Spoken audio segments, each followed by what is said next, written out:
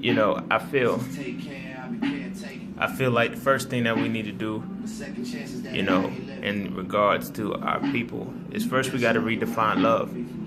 Like, we have to define what love truly is and what love can be. Like, we have a facade that love is a feeling, but it's not. Like, love is a power. Love is an effortless power. Like, and because it's a power, that's why it could be unconditional. It could have no restraints to it, no confines to it, or no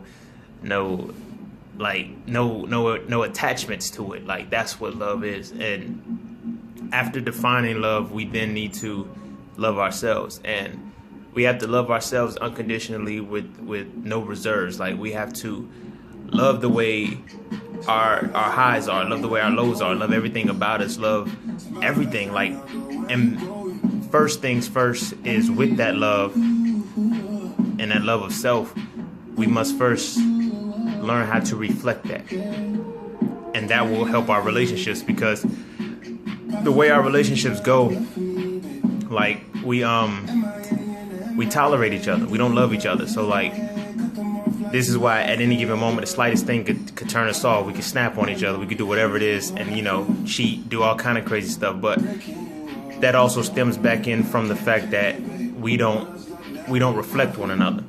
So what we have to do in order to establish a positive relationship within ourselves and within our communities and within our people is love ourselves. And then when we love ourselves, we will then reflect that within who we see. As opposed to being attracted to somebody, we need to find ourselves, like, within that person. Like when we were young, like, you know, I know, like, when I was in middle school, like, whenever we got a new girlfriend or something, a new boyfriend type thing, we'd be like, yo, that's me right there.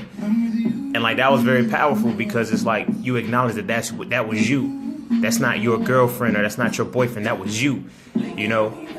And when we get back to that mindset, or we even get in that mindset where we're like, that's me, then, and we actually love ourselves and we reflect that, that'll make our relationships better. Because logically, you can't bring pain to yourself unless you're crazy. But if you're sane and you're in your right mind, you're not going to bring pain to yourself. Not physically, mentally, spiritually, none of that. So if you learn to see yourself in somebody else and you reflect that, they become you. And when they become you, you can't hurt yourself. So this is what's going to eliminate the cheating. This is what's going to eliminate the demeaning verbiage. This is going to eliminate all of that, you know. But of course, it's going to take time, because the way we define love as pain. Like, that cliche is out there, like, pain is love. So we have to see through that illusion and break that tie that pain is love, because that's how we get into abusive relationships. That's how we get into so many situations that we can't walk away from, because we're like, pain is love, pain is love. Like, it's adamant, it's ingrained within us, to the point where if you're not feeling pain, you have to create pain in order to make that situation work. So, like, I seen jokes where people say, well, the relationship's going right, let me do something to argue. Like, that's because we have that psychology within us about pain is love, but it's not. Love is love, and love is an unconditional power.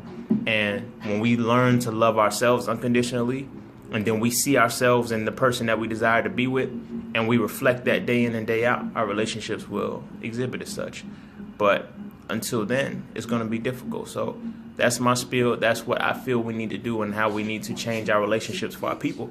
We need to first redefine love as being a power and not a feeling that comes with chocolates and roses and naked white babies with wings. Like, that's not love.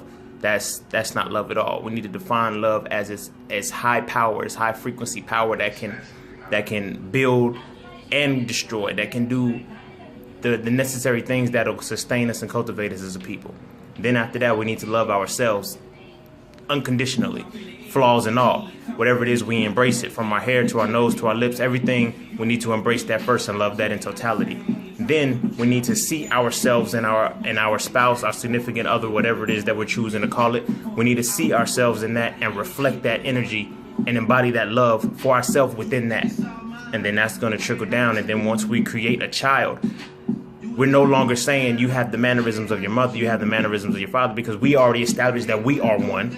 So your child is just basically going to be an extension of you that is still one. So once that goes, then we can nation build, we can build, and we can do that. But it has to be on a foundation of love. And that's how I feel.